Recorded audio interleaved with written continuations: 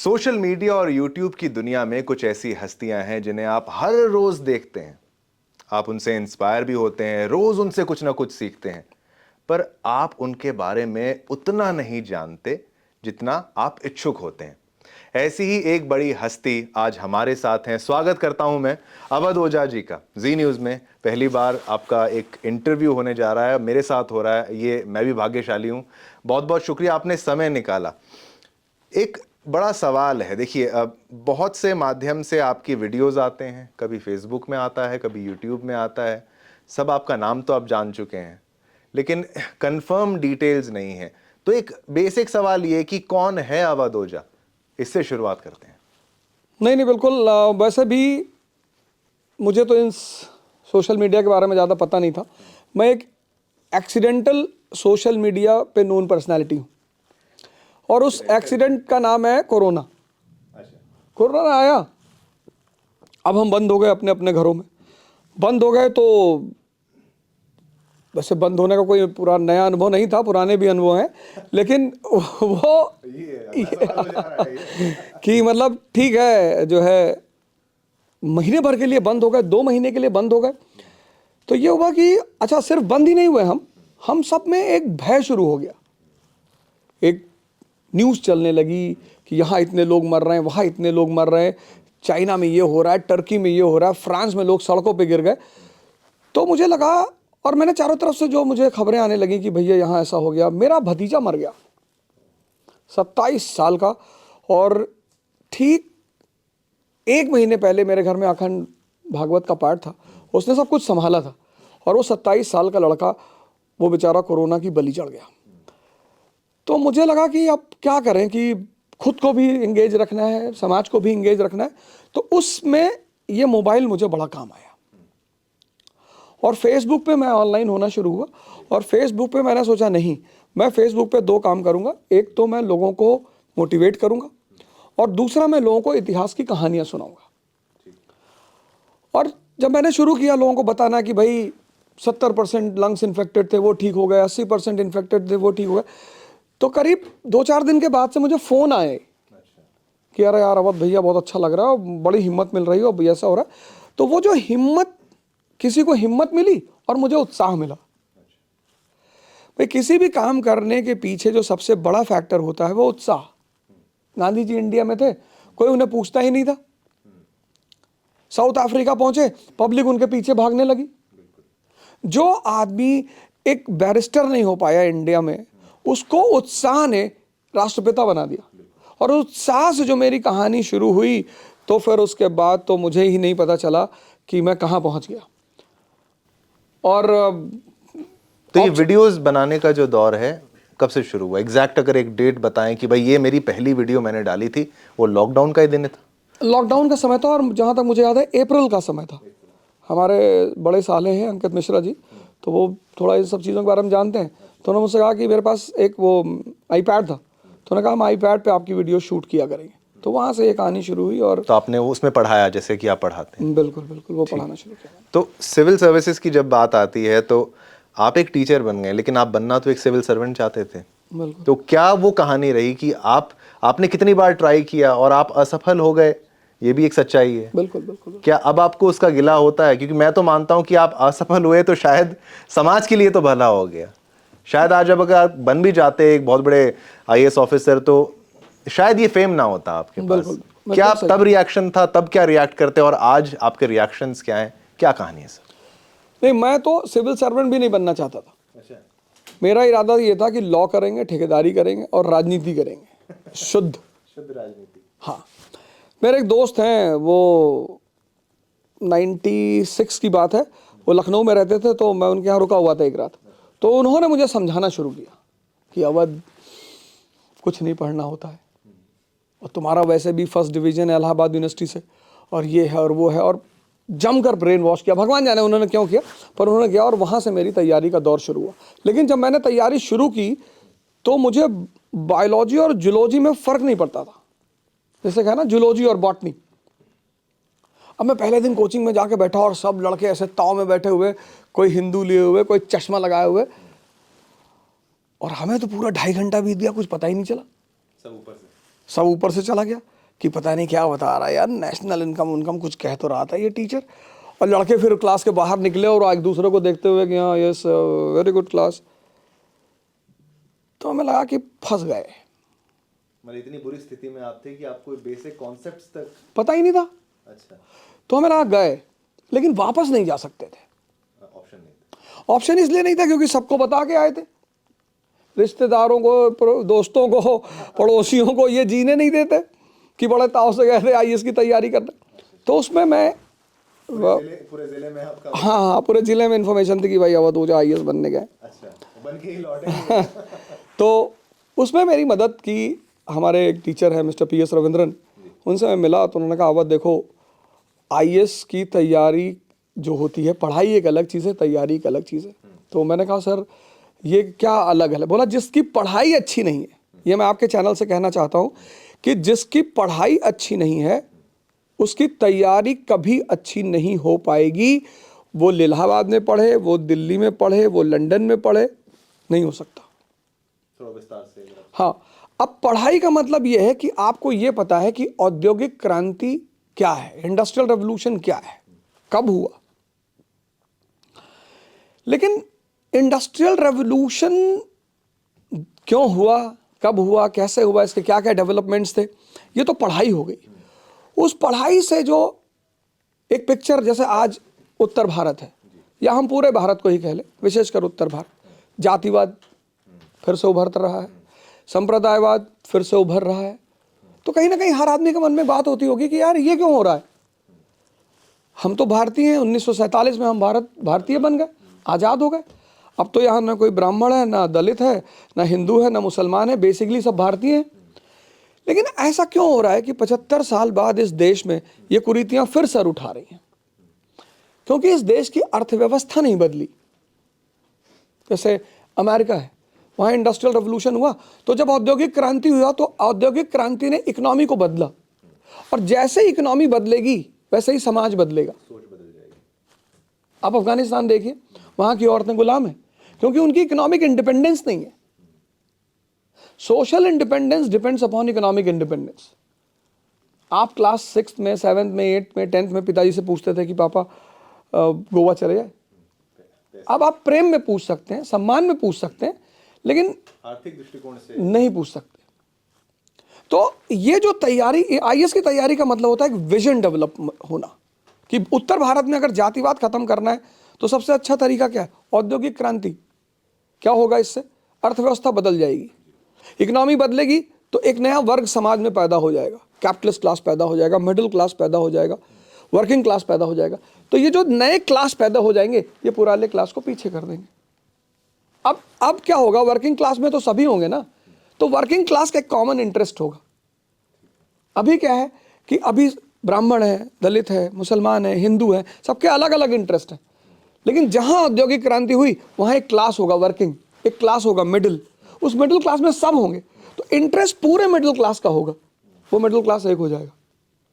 तो आईएएस की तैयारी का मतलब पढ़ाई के ऊपर बना हुआ महल किसका? विजन का, फार साइटेडनेस का।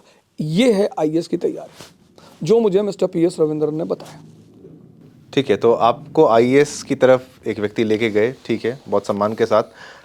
अगर मैं बात करूं आपके स्कूलिंग डेज की, तो बड़ा इंटरेस्टिंग आपके स्कूल का नाम भी है और वहाँ के भी दिन अगर आप याद करें, क्या आप उस समय एक ऐसे छात्र थे जो कि कभी जाएगा और सिविल सर्विसेज की तैयारी करेगा, या फिर नहीं भाई साइकिल चला रहे हैं, घूम रहे हैं, पता नहीं क्या हो रहा है? स्कूल में तो मुझे फातिमा इंटर कॉलेज गोंडा में है, और काशी है, मक्का है हमारे लिए वो, तो सेफ्टी के लिए दोनों बोल हाँ, नहीं तो फिर वो चिल्लाएंगे ना कि देखो मौलाना के मुंह से निकल गया मक्का। तो स्कूल में पढ़ने बहुत कम गया, मेरी अटेंडेंस थी 39% 12th में। फादर साइमन मेरी क्लास में आए और उन्होंने मुझसे कहा कि mister Ojha, you will not be allowed to sit in the 12th board examination. मैंने कहा वाई फादर? इस तरीके से ही बात करते थे। हाँ, मैंने कहा वाई फादर? बोले योर अटेंडेंस इज सिंपली 39%। मैंने कहा ओके फादर, कोई बात नहीं फादर, यूपी बोर्ड का तो भर ही रखा है। तो बोले what do you mean by UP board. मैंने कहा वो आप जाने दो, आप नहीं समझ पाओगे। 2 दिन बाद अटेंडेंस रजिस्टर गायब हो गया। उसका भी इल्जाम मेरे ही ऊपर है। होना भी चाहिए। और उस रजिस्टर को एक ऐसे आदमी ने निकाला था अच्छा। जिसकी इमेज संत की थी हमारे स्कूल में। अभी वो दुबई में है, दानिश भाई, मैं उनको इस चैनल से शुक्रिया भी कहना चाहता हूँ कि वो जहाँ रहें खुश रहें, खुशहाल रहें। दानिश फिरोज शमसी, बहुत अच्छे दोस्त और बहुत अच्छे ख़ानदान से बड़े थे। आपसे ही थे? नहीं, दोस्त थे मेरे, पता नहीं क्यों मेरे साथ रहते थे। कह रहे इतने अच्छे व्यक्ति थे तो नहीं, कुछ लोगों के अंदर कुछ बुराइयां नहीं होती, लेकिन वो रहते बुरे लोगों के साथ हैं। तो और भाई हमारा क्या था कि भाई स्कूल के बाहर निकले तो सिगरेट जला ली, ये कर लिया, वो नेक स्कूल के दिनों से सिगरेट पी रहे। लगता था कि स्मोकिंग इज इंजूरियस। हाँ, लिखना पड़ेगा। हमें लगता था, एक्चुअली हम भी कहाँ से इंस्पायर्ड थे, दीवार देख के, लावारिस देख के। हमारा भी तो कोई इंस्पिरेशन था बॉलीवुड। तो बॉलीवुड में दिखाते थे बदमाशों की हाथ थोड़ा तिरछा करके और सिगरेट लेकर और चेन बना रहे। तो वहाँ से हमें पता चलता था कि बदमाशी का मतलब होता है सिगरेट पीना। तो जब हम स्कूल के बाहर खड़े होकर पीते थे तो हमें लगता कि लोग बहुत गौर से देख रहे होंगे कि अब दो मतलब बहुत ऐसा प्राउड फील। हाँ, एक मतलब मैच्योर हो गए और बड़े हैं और तोप खान टाइप के आदमी। तो दानिश भाई ने वो रजिस्टर गायब किया। और उस रजिस्टर की कहानी है कि मेरे फादर प्रिंसिपल ने मुझसे कहा कि FIR कराई उन्होंने, मेरी माँ लॉयर।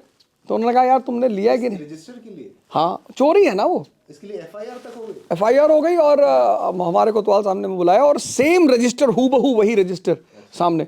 बोले ये मिल गया रजिस्टर, पर जिसने वापस किया वो आपका नाम ले रहा है। मैंने कहा सर पहली बात तो मैं ले ही नहीं गया, और दूसरी बात जो ले गया वो आपको दे गया, आप मेरा नहीं। बोले वो आपका नाम ले रहा है। क्योंकि जिस दिन वो रजिस्टर चोरी हुआ था उसकी शाम को वो जला दिया गया था। तो रजिस्टर वापस आने का कोई चांस ही नहीं था। कुछ एकदम फिल्मी स्टाइल से आपकी जीवन की शुरुआत हुई है। तो फिर खैर अब फादर के पास कोई सबूत तो था नहीं, हमने +2 का एग्जाम दिया, बच गए और दोस्तों की वजह से पास भी हो गए। कभी कभी फेल हुए हैं क्या आप स्कूल डेज में? 8th में फेल हुए संस्कृत में। अच्छा। और तो साल खराब हुआ था? नहीं, 6th वो सेकेंड टर्म एग्जाम होता है उसमें फेल हुए थे। अच्छा। और 12th में कंपार्टमेंट आई थी केमिस्ट्री में। 12th में कंपार्टमेंट? केमिस्ट्री में तो समय खराब किया उसने आपको? थोड़ा सा, 3 महीने बाद कंपार्टमेंट पूरा हुआ तो फिर 12th क्लियर हो गया। तो जो आपने विषय 12th में लिया साइंस, हाँ, अपनी पसंद से लिया कि माता पिता का आशीर्वाद था कि भाई? माता जी का।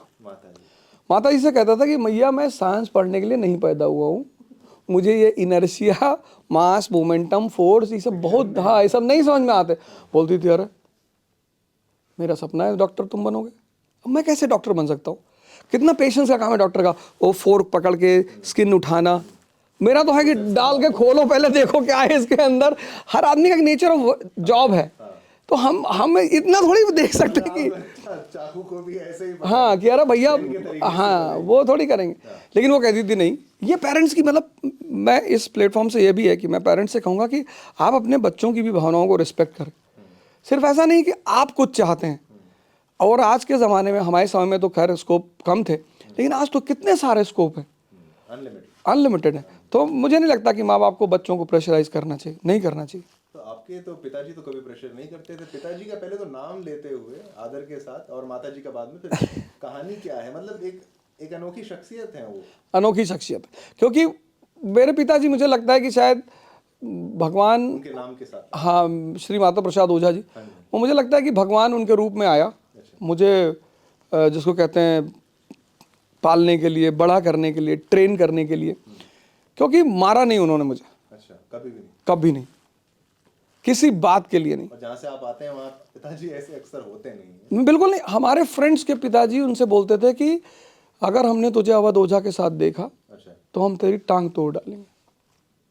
लेकिन आज भगवान का इतना आशीर्वाद है कि मेरे वही फ्रेंड्स अपने बच्चों को मेरे पास पढ़ने के लिए भेजते हैं। वही पेरेंट्स हैं। हाँ, कि नहीं अवध मेरे बच्चों को पढ़ा दो। तो मेरे पिताजी पहली बात तो मुझे कभी नहीं मारा उन्होंने, और पेशे से पोस्ट ऑफिस में थे और पोस्ट मास्टर से रिटायर हुए। अच्छा। और वो एक छोटी सी घटना बताऊंगा, उनकी कोट करूंगा कि गोंडा से लखनऊ की MST बनती थी 500-550 रुपए की। तो उनका तरीका क्या था मुझसे बात करने का, मुझे समझाने का। तो MST बनती थी तो 550 में जनरल की MST, और 50 रुपये में शायद एससी की एमएसटी बनती थी। तो 50 या 100 ऐसे कुछ था, मुझे याद नहीं, एग्जैक्ट नहीं याद है। तो उन्होंने कहा मैंने बनवा ली एससी का एमएसटी बनवा लिया, जुगाड़ उगाड़ लगा के। तो मैंने अपने पिताजी से कहा, मैंने कहा 50 रुपये में महीने भर लखनऊ जाएंगे। कहे अच्छा कैसे? तो मैंने कहा वो एससी का सर्टिफिकेट बनवा लिया था। तो बोले अच्छा वाह यार, तो 50 रुपये में पूरे महीने जाओगे? मैंने कहा जी पूरे महीने जाएंगे। कहे बहुत अच्छा, इसी को टैलेंट कहते हैं। और तुम यार 50 रुपये के लिए एससी हो गए, तो 50,000 रुपये में तो तुम दलाल हो जाओगे। और इतना कह के वो उठे और चले गए। और मैंने एमएसटी फाड़ी। फिर मैंने उनसे कहा कि कुछ समझाना हो तो ये सब क्या करते हो? बोले यार तुम्हें समझ में नहीं आ रहा, वो सुविधा दी गई है किसी समुदाय विशेष को, वो गरीब हैं, वो मेन धारा में नहीं है, तो और तुम्हें जब बेईमानी ही करनी है तो कुछ ऐसा करो कि इतिहास में सिकंदर के बाद बेईमानों में तुम्हारा नाम रहे। जब महिला ही खा रहे हो तो गौरैया के क्यों खा रहे हो, हाथी का खाओ। मैंने कहा यार ये बात तो सही। तो ये शख्सियत है उनकी। और कभी नहीं मैंने कहा ये करना है, नेतागिरी करनी हाँ करो, ठेकेदारी करनी करो, मतलब मैं जो कहता हूँ वो उनके लिए ब्रह्म वाक्य। कभी आपको रोका नहीं, टोका नहीं? कभी नहीं। हमसे वो सिगरेट वाला इंसिडेंट था कि जब वो मेरे लिए सिगरेट का डिब्बा लेकर आए और कहीं देख लिया उन्होंने दुकान के पीछे खड़े होकर सिगरेट पी, वो लेकर आए आपके लिए? हाँ, मैं दुकान के पीछे कहीं पी रहा था सिगरेट, देख लिया उन्होंने। अब वो देख लिया तो उन्होंने शाम को मुझसे पूछा कि सबसे अच्छी सिगरेट किस ब्रांड की? तो मुझे लगा पिताजी को क्या हो गया यार, सिगरेट पूछ रहे। तो उस जमाने में विल्स अच्छी मानी जाती थी, कैप्स्टन और ये सब होती। तो मैंने उनसे कहा विल्स अच्छी होती। तो वो हाँ इंजूरियस टू हेल्थ। तो एक गत्ता पूरा और ग्रे कलर का एस्ट्रे लाइटर। और फिर उन्होंने मुझसे आके कहा कि देखो बेटा, दुकान के पीछे चोर लोग खड़े होके पीते हैं, घर में बैठा करो शाही ढंग से। तो उन्होंने कहा तुम जो काम करते हो अगर उसमें गिल्ट पैदा हो रहा है, ये मैं सबसे कह रहा हूँ, आप जो काम करते हैं अगर उसमें गिल्ट पैदा हो रहा है तो मानी सी बात है कि आप गलत कर रहे हैं। और अगर आप गलत कर रहे हैं तो आप उसे छोड़ दें, क्योंकि जिन खाने पीने के पीछे प्रोटीन, कार्बोहाइड्रेट, फैट और एनर्जी नहीं दिया हुआ है, उनको पीने से आप वाकई में मौत के मुंह में जा रहे हैं। बिल्कुल। और आपके पिताजी ऐसे हैं कि आपने एक इंटरव्यू के दौरान मैंने सुना था कि कोई बाहर वाला बिगाड़ दे उससे पहले मैं बिगाड़ दूं। वो कहते थे कि दुनिया में इंसान को समाज बिगाड़ता ही है। अच्छा। उन्होंने कहा किसी के माँ बाप ने किसी को नहीं बिगाड़ा। एकदम सही बात है। अब मैं देखता हूँ किसी ने घर में सिगरेट पीना नहीं सीखा, किसी ने घर में शराब पीना नहीं सीखा। ठीक है। कुछ अपवाद कम्युनिटीज हैं जो ऐसा करती हैं, पर उनके यहाँ एक सोशल स्ट्रक्चर वैसा है। हमारी तरफ उत्तर भारत में इसके समाज में ऐसा नहीं। मतलब कोई शायद ही रेयर केस में अपने पिता के साथ बैठ के शराब पी ले या बियर पी ले, सिगरेट पी ले। तो वो कहते थे कि समाज का काम है बिगाड़ना, तो जो काम समाज करना चाहता है वो मैं ही कर दूंगा, तो समाज उस काम से वंचित रह जाएगा और फिर तुम कुछ ना कुछ अच्छा कर ही ले जाओगे। तो वो चीज़ मुझे उस वक्त तो नहीं समझ में आती थी उनकी, लेकिन कभी कभी तो मुझे लगता था कि ये कोई बदला ले रहे हैं या क्या कर रहे हैं, समझ नहीं आता था। तो आपकी जो पेरेंट टीचर मीटिंग होती थी उसमें आपकी माताजी जाती थी या पिताजी जाते थे, क्या कॉन्सेप्ट रहता था? फादर आपके काफ़ी वो जो स्कूल के थे काफ़ी आपके विपक्ष में रहे हैं हमेशा। पिताजी तो कभी नहीं गए, एक बार गए थे बस, वो शराब वाला इंसिडेंट था उसमें गए थे। हाँ, क्या वो किस्सा क्या था जरा? नहीं, उसमें ये था कि शराब की बोतल पकड़ी गई स्कूल में। अच्छा। तो फादर प्रिंसिपल ने आके मुझसे कहा कि you bring, I got the evidence, you bring liquor in the school. तो मैंने कहा नो सर। अरे बोले यू हैव ब्रॉट इट। अच्छा। तो वो ले गए मुझे अपने ऑफिस में, तो वहाँ बॉटल रखी हुई थी। बोले सी। तो मैंने बॉटल को बड़े गौर से देखा, फिर मैं भाग के अपने क्लास में गया, अपना बैग दौड़ के लेकर आया और फिर फादर के सामने मैंने बैग खोला। मैंने कहा father my bottle is in my bag. तब उन्होंने कहा you know what you are doing, go and call your father. पिताजी मेरे आए सुबह, तो फादर ने उनसे बताया कि आपका लड़का स्कूल में शराब पीता। तो उन्होंने ऐसे देखा मित्र, स्कूल में नहीं पीते हैं ना, घर पे पिया करो। चलो समझा दिया, बोले अब नहीं पिएगा, मत पीना, समझा दिया। तो वो तो पहले बेचारे शॉक हो गए कि यार ये कैसा बाप है। उन्होंने इमेजिन किया था कि मारेगा ये। मारा नहीं उन्होंने। फिर जो है वहाँ एक मेरे सीनियर बैठे थे, उन्होंने फादर से कहा कि फादर आपने गलत आदमी को बुला लिया, इन्हीं की वजह से तो ये बर्बाद है, इसकी माँ को बुलाइए। अच्छा। फिर दूसरे दिन माता जी आई, तो उन्होंने तो सुनते ही पीटना शुरू कर दिया। तो फादर को बड़ी खुशी हुई कि हाँ ये राइट पर्सन है, I call the right person. लेकिन मेरे माँ बाप एक अच्छा कॉम्बिनेशन है, एक घर में प्रेशर होना ही चाहिए। पहले मुझे लगता था मेरी माँ दुश्मन है मेरी, लेकिन वो बहुत अच्छा काम किया उसने। तो आपके पिताजी को हैंडल कैसे किया आपकी माताजी ने, क्योंकि वो एक अलग पर्सनालिटी है। हैंडल क्या, मेरी वजह से झगड़ा होता रहता था। एक बार डाइवोर्स की नौबत आ गई, मेरी माँ ने कहा मैं रहूंगी नहीं भाई तुम्हारे उस साथ। दौर में डाइवोर्स बड़ी बात थी। हाँ बड़ी बात। हाँ, तो क्या किस्सा रहा कि डाइवोर्स होने की बात आ गई? मतलब दुनिया भर के उठपटांग काम करने, कहीं ताश की गड्डी पकड़ी जा रही, कहीं कुछ पकड़ा जा रहा है, कहीं शराब पकड़ी जा रही, कहीं बीड़ी का बंडल रखा हुआ है। तो अब माँ का तो दर्द जायज सा है ना, कि बेटा, एक ही बेटा है, वो भी मिटता जा रहा है, और पिताजी कह रहे हैं कि नहीं बहुत सही जा रहा है। नशा 9 रत्नों में से एक है। बहुत अब वो बहुत अब कितना interesting। कितना कितना बर्दाश्त करेगा कोई आदमी। उन्होंने कहा मुझे रहना ही नहीं। खैर किसी तरह मुद्दा शांत हुआ, लेकिन वो अच्छा माता कॉम्बिनेशन। जी आपकी लॉयर? माता जी मेरी लॉयर हैं, गोंडा हाई सिविल कोर्ट में। अच्छा 1980 से वो प्रैक्टिस कर रहे हैं। अच्छा, वो उस दौर में लॉयर बनी, ये भी एक अचीवमेंट रही होगी आपकी? बहुत बड़ी अचीवमेंट रही, क्योंकि जिस वक्त औरतों को बाहर निकलना ही मुश्किल माना जाता था, उस समय एक सामंतवादी समाज में सिर्फ पुरुषों के बीच जाकर वकालत जैसे व्यवसाय को करना, वो बहुत बड़ी अचीवमेंट थी। वो उनका एक, उनके अंदर एक है, योद्धा की प्रवृत्ति है, लड़ने की प्रवृत्ति है, वो शायद मुझे उनसे मिली है। और क्योंकि वो मेरा नेचर, उनका नेचर एकदम सेम है। मेरे फादर कहेंगे किसी बात पे कि जाने दो, वो कहेंगे नहीं नहीं नहीं नहीं, जाने क्यों दो, खत्म ही करो इसको यहाँ पे। तो वो उनसे आ गई कि ठीक है, नहीं नहीं एकदम सही करी। तो माता जी का एक है, बहुत बड़ी अचीवमेंट है। मैं तो मानता हूँ कि उस शहर में एक बहुत बड़ी अचीवमेंट है, जिसके पीछे कोई ना हो और वो एक समाज में जाके अपना एक मुकाम बनाए, तो वो बहुत बड़ी अचीवमेंट। आपकी एक वीडियो में मैंने देखा था कि किसी को माफ़ मत करना, मतलब माफ़ नहीं करना है, डोंट फॉरगिव, ये भगवान का काम है। ये मतलब आज माफ़ कर दो, कुछ साल बाद उसका हिसाब ऐसा करो कि ये किस मतलब किस परपेक्ष में आपने? नहीं, एक्चुअली मैं एक हिस्ट्री में कॉन्सेप्ट जब पढ़ाता हूँ कि there is nothing called faith in the game of ambition. महत्वाकांक्षा के खेल में फेथ जैसी कोई चीज़ नहीं होती। उसमें एग्जाम्पल मैं देता हूँ कि हमारे प्रधानमंत्री नेहरू जी थे, तो चाइना पे उन्होंने फेथ किया, हिंदी चीनी भाई भाई, हिंदी चीनी भाई भाई, आखिर चीन ने उनको धोखा दिया। तो जहाँ एम्बिशन का गेम है वहाँ फेथ नहीं होता। एक छोटा सा इंसिडेंट है, बर्लिन कांग्रेस। तो रूस और जर्मनी बहुत अच्छे दोस्त हैं, और जर्मनी और रूस और ब्रिटेन के बीच में झगड़ा होता है, और बिस्मार्क मध्यस्थता करता है, मिडिलमैन बनता है। तो रूस को पता होता है कि बिस्मार्क मेरा दोस्त है, लेकिन बिस्मार्क रूस को धोखा देता है 1878। तो जब मैं उस कॉन्सेप्ट को पढ़ाता हूं तो मैं बच्चों को बोलता हूं कि there is nothing called faith in the game of ambition. और ऐसा होगा जीवन में कि कभी कभी आपको कोई डिसीव करेगा, बिट्रे करेगा, बिट्रायल करेगा, पर एरिस्टोक्रेसी उस वक्त मुस्कुराने को कहती है। सही काम आदमी रोने लगता है कि आप, तुमने मुझे लूटा, बर्बाद किया। नहीं नहीं, आप मुस्कुराइए, हाथ मिलाइए, आप अगले आदमी से कहिए कि अच्छा खेलते हो। तो आप कुछ नेता वाले आपके गुण मुझे नजर तो आ रहे हैं। कोई इंटरेस्ट है आपका इसमें? इंटरेस्ट है, पर मैं चुनाव नहीं लड़ूंगा। चुनाव नहीं लड़ेंगे तो क्या सीधा राष्ट्रपति? नहीं, मेरा एक मुकाम है कि मुझे स्कूल खोलना है। अच्छा, मैं वो बार बार कह चुका हूँ अच्छा। कि एजुकेशन सेक्टर में ही मुझे काम करना। 2023 में आपने एक कुछ 2023 स्कूल, कहाँ खुलेगा ये स्कूल और कितना बड़ा होगा, क्या होगा? ये स्कूल इलाहाबाद और चाक घाट के बीच में एक जगह है, वहाँ पे खुलेगा। जमीन हो गई? जमीन हो गई फाइनल। अच्छा। और हमारे कई सारे दोस्त हैं जिन लोगों ने, हाँ इन्वेस्टर्स, जिन्होंने उसमें इन्वेस्ट किया। और मेरा पूरा गोल है कि मैं चाहता हूँ कि जैसे हमारे देश का बच्चा मॉल जाने पर खुश हो जाता है, माँ बाप ने कहा मॉल चलना है, बच्चे तैयार, ठीक है, 2 बजे रात में आपने अपने बच्चे कान में कहा मॉल, खड़ा हो गया।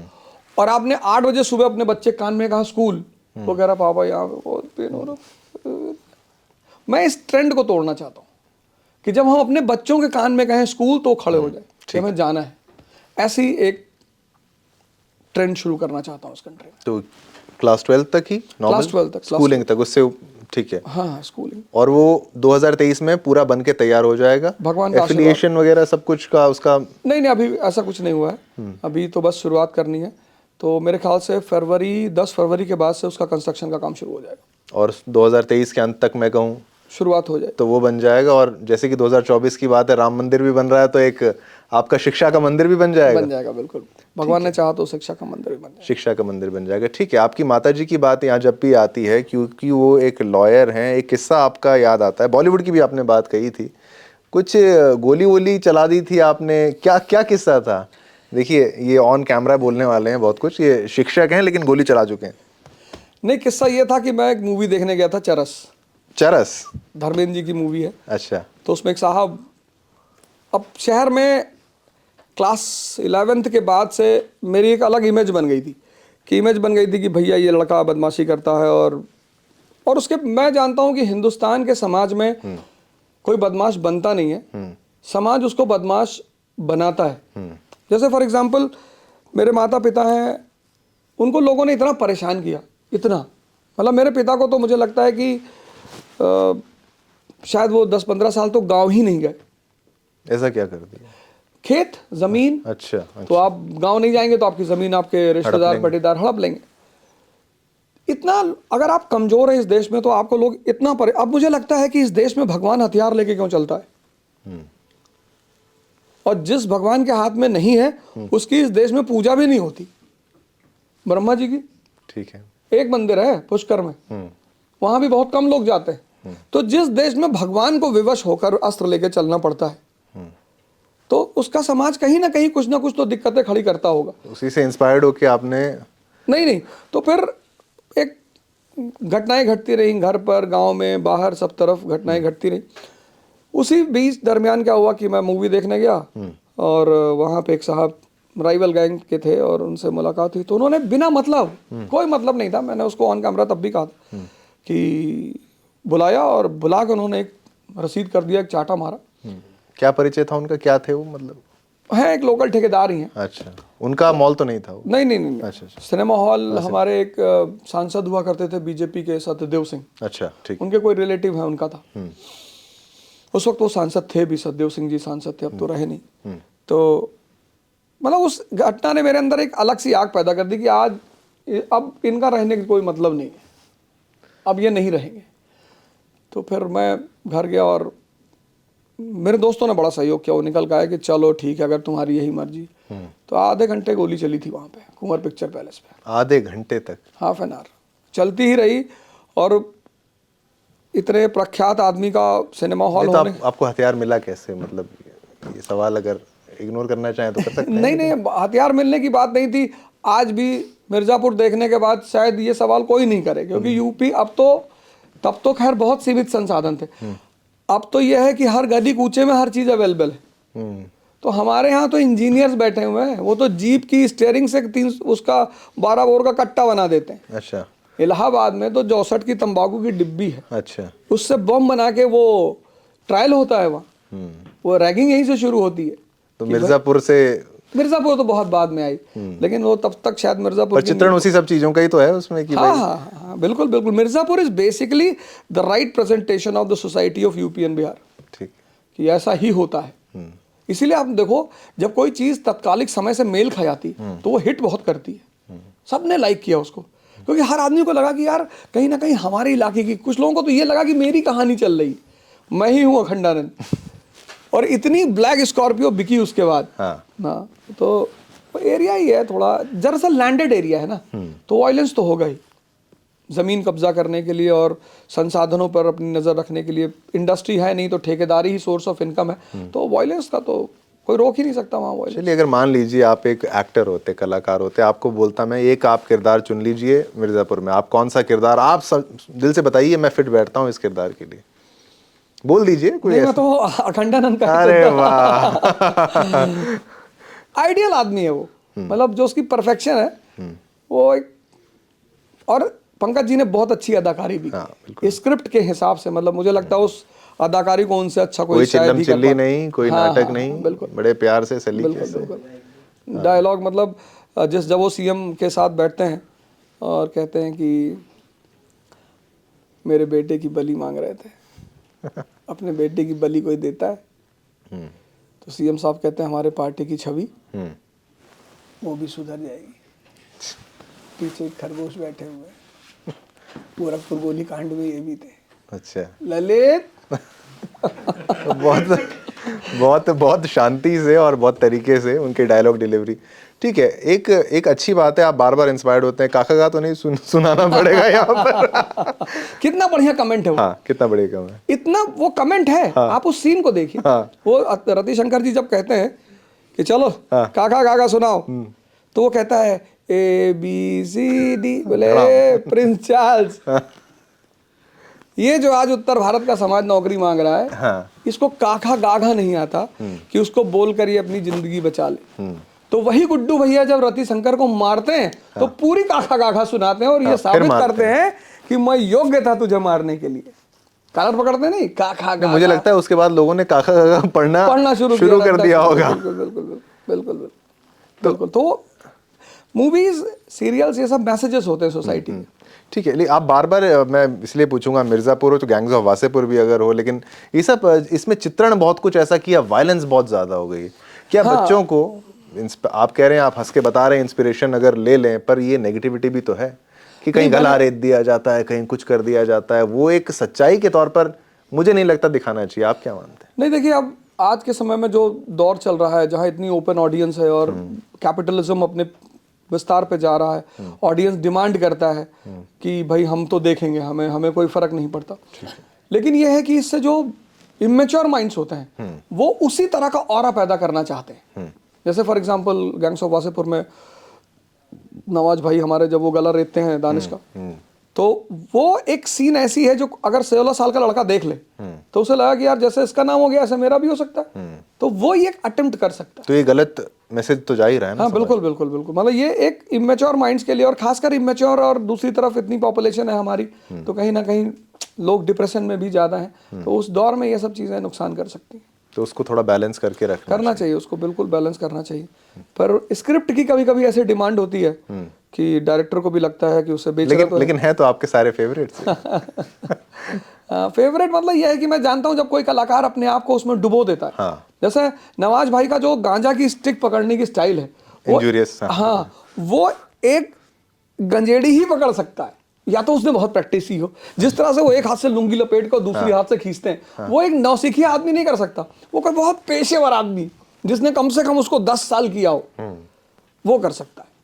तो वो एक्टिंग को रियल प्रेस कर देना, निटी-ग्रिटीज, बारीकियां, वो जिस तरीके से वो निभाई गई। बिल्कुल।